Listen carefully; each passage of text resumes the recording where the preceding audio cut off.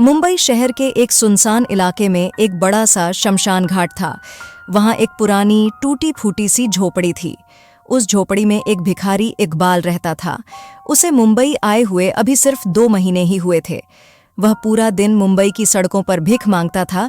रात को उसे शमशान घाट से अक्सर आवाजें आती रहती थीं, लेकिन वह अपनी झोपड़ी से बाहर नहीं जाता था और सिर्फ रात को ही शमशान घाट की ओर जाता था। एक दिन पूरे दिन भीख मांगने के बाद इकबाल के पास खाने के लिए पैसे नहीं थे। फिर रात को जितने भी पैसे मिले थे, उन पैसों से उसने एक दुकानदार से थोड़ा सा खाना खरीद लिया। फिर वह शमशान की ओर चल पड़ा। रास्ते में उसे एक बूढ़ा भिखारी मिला। वह बूढ़ा भिखारी इकबाल से बोला, इकबाल भाई, आज रात शमशान में मत रहना। आज अमावस्या की रात है, कहीं कुछ बुरा ना हो जाए। इकबाल ने मुस्कुराते हुए कहा, अरे बाबा, वहां नहीं तो और कहां जाऊंगा। मेरे पास तो यही एक जगह है, और वैसे भी इतने दिनों से मैं यहीं रहता आ रहा हूँ। आज तक कुछ नहीं हुआ तो आगे भी देखेंगे। बूढ़े भिखारी ने फिर भी इकबाल को रोकने की कोशिश की, लेकिन इकबाल उसे नजरअंदाज करता हुआ आगे बढ़ गया। जैसे ही इकबाल शमशान घाट के पास पहुंचा, उसे अचानक से बहुत ठंडी हवा महसूस हुई। उसने दूर से देखा कि एक 10-12 साल की छोटी सी लड़की शमशान घाट के दरवाजे के पास बैठी रो रही थी।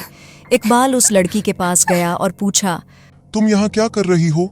लड़की ने आंसू बहाते हुए कहा, मेरा इस दुनिया में कोई नहीं है और मुझे बहुत भूख लगी है, लेकिन मेरे पास खाने के लिए कुछ नहीं है। इकबाल को उस लड़की पर दया आ गई। उसने लड़की को अपनी झोपड़ी में ले आया। झोपड़ी में आकर इकबाल ने लड़की को खाने के लिए एक ब्रेड दी। लड़की ने खाना शुरू किया, लेकिन खाते खाते वह अचानक रुक गई।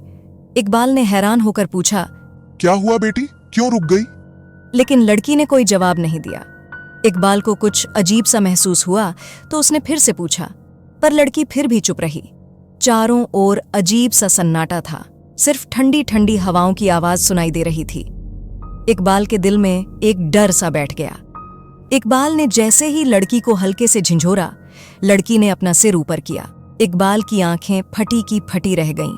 लड़की की आंखों से खून की बूंदें बह रही थीं और उसके मुंह में तेज नुकीले दांत थे।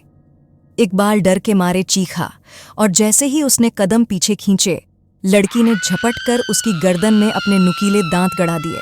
सुबह होते ही झोपड़ी को चारों ओर से लोगों ने घेर लिया था। इकबाल की लाश पड़ी थी, जो कि आधी खाई हुई थी। शायद अगर इकबाल उस रात बूढ़े भिखारी की बात मानकर शमशान नहीं जाता, तो वह आज भी अपने सूने हाथों से भीख मांग रहा होता।